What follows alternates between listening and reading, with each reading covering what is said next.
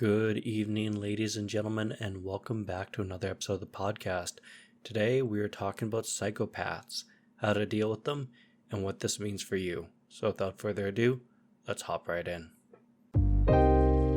Hey leaders, I'm your coach Adam, here to have an honest talk about leadership, the obstacles you might face, and how to refine your leadership skills to help you become the leader I know you are. So let's grab a drink, sit back, relax, and have a chat. The other day, I was talking with a leader over a cup of coffee, and he was inquiring about toxic leadership. We were discussing positional leadership, pride, envy, jealousy, and how that can turn leaderships and organizations to becoming very toxic. In the conversation, one thing that kind of kept popping up in the back of my mind was a type of toxic leadership that we don't see very often. In fact, it's kind of rare in the grand scheme of things, but something that we should be prepared for. This, of course, being working with a psychopath. Now, psychopathy is not a diagnosable mental health disorder. The actual diagnosable disorder is called antisocial personality disorder, as per the Diagnostic and Statistic Manual of Mental Disorders, 5th edition. Psychopathy is a flavor of antisocial personality disorder. And before we get into psychopathy, let's talk a little bit about antisocial personality disorder and what that actually is. And the funny thing is, when you hear it, most people would immediately think to themselves, oh, this means they struggle with communicating with individuals. These are people that struggle to get out of their house. And that's not the case at all. Individuals that have antisocial personality disorder struggle to live within society. A lot of these individuals end up in our prison systems. In fact, they tend to be overrepresented in our prison system. As per Cambridge University, 55% of men in the prison system have antisocial personality disorder. 31% of women have it. But what is antisocial personality disorder? Well, in order to diagnose it, you must be 18 years old, and you must have a diagnosis, which we will not go into today, from childhood. But for today's talk, we're going to be strictly discussing being an adult. When you're 18 years old, we are kind of looking at a pervasive pattern. We are looking at consistent issues that continuously pop up, not one-off incidences. We are looking at things that this individual continues to struggle with time and time again for years, decades, if not the rest of their life. When a psychiatrist or psychologist is looking to diagnose, they're looking for 7 criteria. In order for them to diagnose, they need to have 3 of these criteria. And to display that they have these 3 criteria consistently. The first one is a failure to conform to societal concerning lawful behaviors. It's a big fancy way of saying they struggle with the law and they don't think it really applies to them. The second criteria is deceitfulness and lying or conning others for personal profit. It's very important to emphasize for personal profit. That's going to be important for our conversation a little bit later. The third one is impulsivity or failure to plan. People with this disorder, they're not thinking long term. They're not thinking of the 5-year plan. They live in the moment. And if they feel like they can take you for all you're worth at that time, they will do it, damned to be the repercussions. The 4th criteria is irritability or aggression, which can end in fistfights. These are individuals that can be very violent. Say the wrong thing to them at the bar, and you might regret it. The 5th is a reckless disregard for the safety of self or others. And this is very important. They may put your life and their life on the line for their own personal profit, which can be kind of scary when you think about it. The 6th one is consistently irresponsible.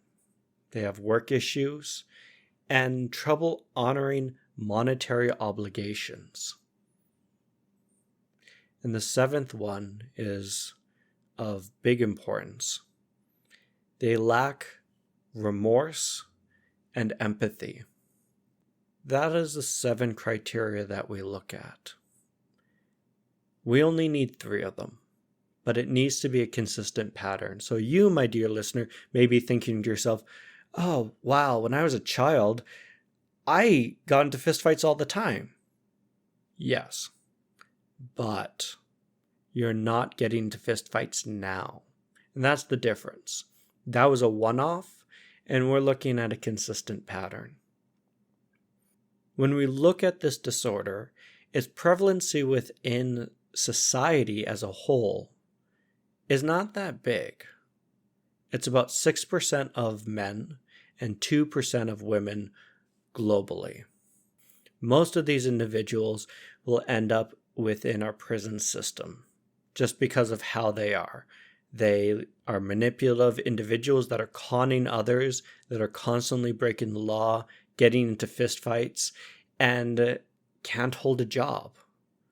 Like, they just get picked up by the police. Because again, it's not that they struggle with socializing with individuals. No.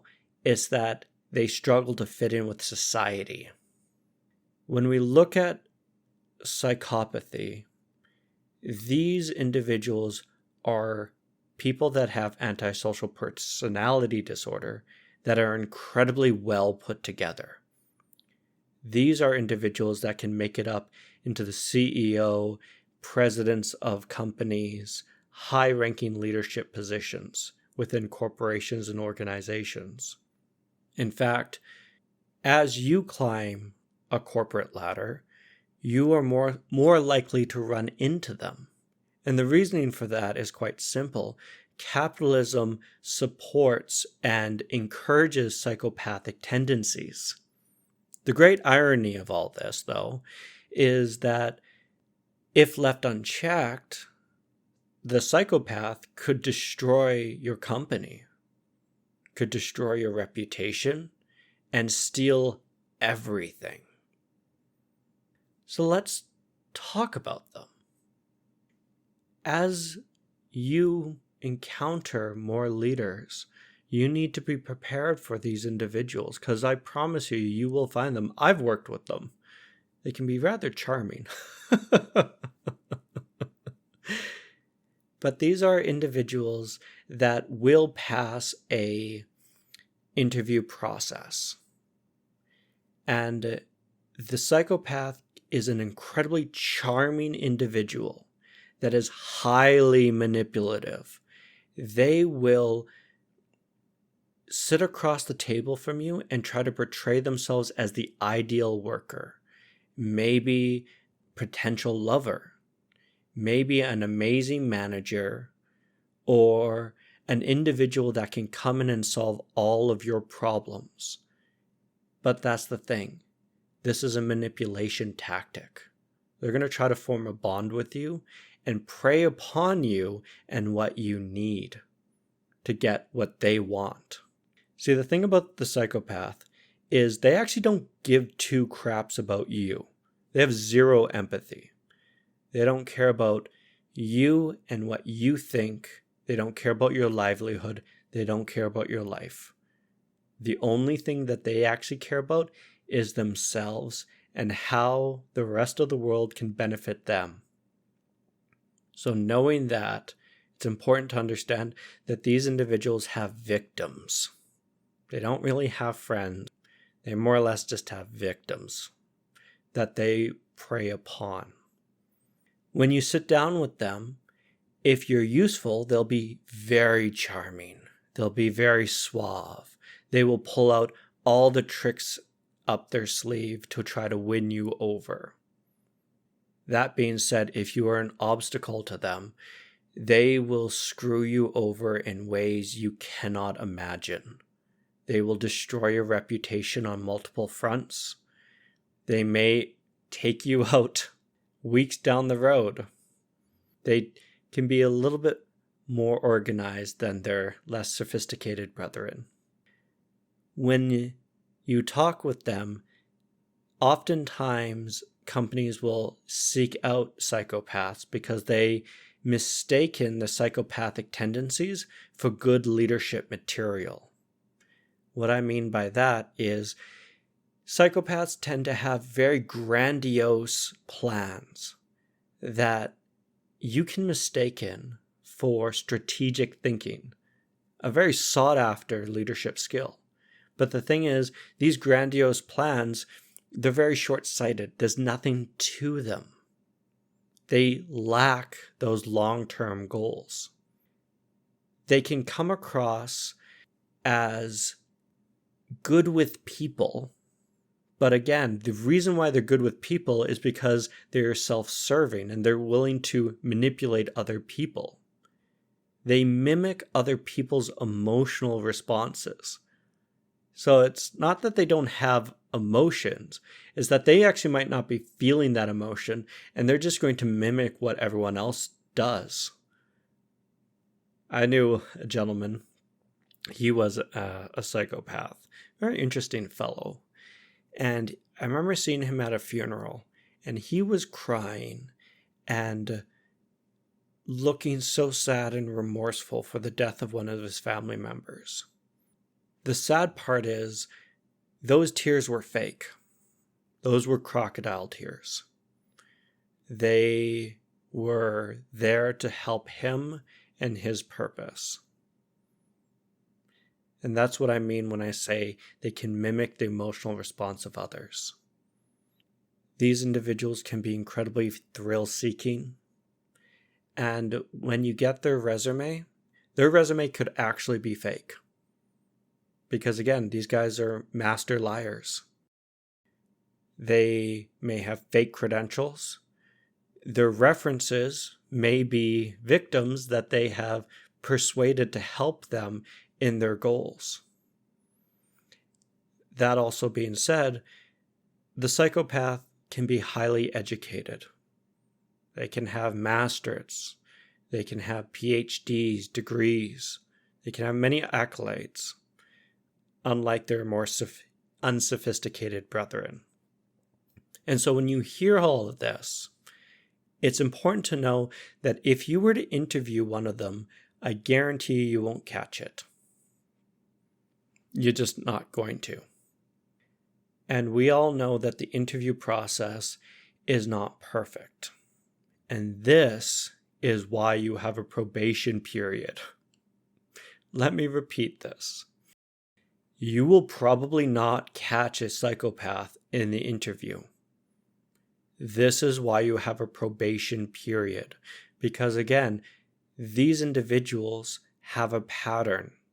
And this pattern is going to come out whether they want it or not. Our job is to look for that pattern and to try to nip these people in the butt and remove them from our organization before they can do damage to us. And you might be asking yourself, well, what is the worst thing that can happen if we let these people in? Well, a lot. This could mean the loss of your job. If you are the leader and you've hired this individual in, they may come after you. They may spread gossip and lies around the office and set you up to fail, to remove you from your job, to help them move ahead of you. Kind of scary stuff. They could potentially destroy your livelihood. They could destroy your entire team or company. Because again, these individuals have zero empathy. They're in it for themselves. They're not in it for anyone else. They're only looking for how can they succeed in this. And because they're in it for themselves, they will destroy your team and or company just to get ahead. These individuals may start taking money from you. The psychopath tends to be attracted to very lucrative businesses, such as banking and investment. Because they are in it for themselves and they can be rather impulsive, they'll just skim the top and start embezzling and stealing the profits and putting it into their own coffers, which is not good for you if you're running a business, and it's not good if the tax agency starts coming after you and you can't prove where all this money is going. You could be looking at fraud within your organization, and if you're not careful, your entire company could collapse. If we have a psychopath within our group, the stakes can be rather high. And it's our job as leaders to recognize when they're there, if we have the power to try to help them move on from the situation, and or try to mitigate the damage that they may cause to our organization. So the first thing to know is that if you do end up working with one, you have to play an exceedingly clean game. Do not play their game. The psychopath is going to gossip. They are going to try to destroy your reputation, and they are going to come after you in ways you can't even imagine, because they're much better at this game than you are. Much better. The only way you're going to survive against one of them is to play a clean game, which means make sure you're documenting everything. Follow the rules of your organization. Make sure you're starting to cover your butt and have formal conversations if you have leaders above you with them, so everyone's on the same page. In interviews, when we are talking with individuals and they're coming across as incredibly charming, well put together people that are too good to be true, we need to practice an aura of skepticism. We need to start being exceedingly skeptical of who they are as an individual. And if you hire them on, you need to be monitoring that individual and start looking for a pattern. Because again, they're going to do really well in the interview, almost too well. And then our job is now to look for the pattern. Make sure you have a rapport with your team. This is very important. Because psychopaths are highly manipulative individuals and can be very charming, if you do not have a good rapport with your team is not going to tell you about what they're doing within your team. In fact, they're going to start tearing your team apart and you won't have any idea of what's going on. So this is why I always harp on with leaders, rapport. If you don't have rapport, you don't have anything. If you have a good rapport system with your team, they're going to tell you about the pattern of the psychopath, which will help you identify it before the probation period is done, which will make it easier for you to remove them from your team and protect your team. If you are meeting with them one-on-one, document everything. Do not be in a room alone with them. This is of particular importance for those that haven't caught the psychopath soon enough in the probation phase and have now had them hired on full-time. Do not be caught one-on-one with them. Always have a third party present. And the reasoning for that is because then they may use your meeting as a way to manipulate and destroy you, because now you are an obstacle to them and you might be without a job. The next way to protect yourself is have open lines of communication with your superiors or the people underneath you. Make sure everyone's on the same page. We like to hide with these private conversations because we don't want to make the other person feel insecure or vulnerable. The thing about psychopaths, though, is they will use that to their advantage to try to destroy you or your team for their own personal profit. When you're dealing with one of these individuals, you have to have an open communication with the people around you. The more open your communication is, the more likely you are to find out who they are and help them move on before they help you or your team move on. And lastly, the thing to be aware of is you might want to institute within your organization a private line to report issues. This is important because many of your workers will not come talking to you about issues. And if a psychopath is working away within your organization, that will go undetected.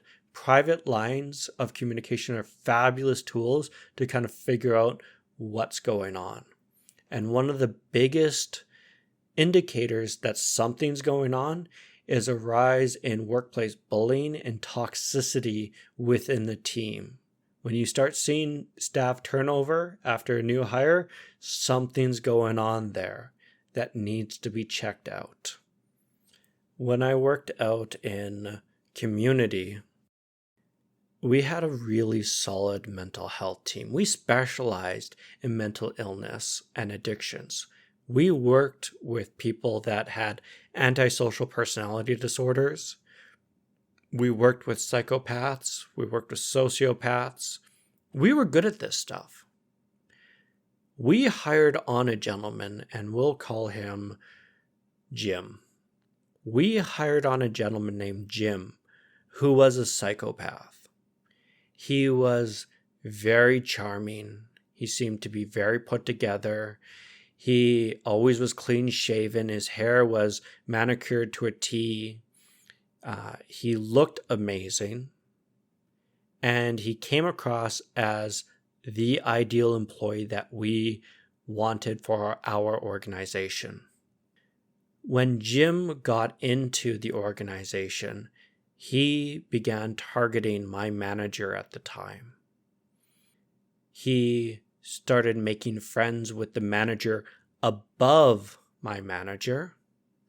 He started talking to the team members within the team and started to manipulate their views of my manager. And I kid you not, my manager almost lost her job because of him. And the only reason why he didn't take her job was because he got fed up with all the rules of my organization and moved on within the course of a month to 2 months. The sad part is that our team had recognized one-on-one individually that this individual had something wrong with him and he was potentially a psychopath. But at the time, our manager wasn't in the office and she was an absentee manager and we had no rapport with her. And so we were not having open lines of communication. We were not talking with her. We weren't reporting these issues. And because of that, she didn't know what she was dealing with. She wasn't documenting these things. She wasn't promoting an air of skepticism to protect herself, and she wasn't having open lines of communication with her team. It was kind of scary stuff to watch him at work. To wrap up a lot of what we talked about, these individuals are dangerous to your organization. They could destroy your company, your business, your team. They could help you move on from your company in the form of losing your job. They could steal profits, create fraud, and damage your reputation beyond repair. They can be incredibly charming individuals that are highly manipulative, that are thrill-seeking, that tend to have very grandiose plans that get mistaken for strategic planning. They are exceedingly self-serving, and they do not care about anybody around them at all. They do not care if they destroy you and your entire career or help you end your life. They just don't care. They do not care about what you think. They have zero empathy. Because they are highly manipulative and exceedingly good at lying, everything about them could be fake.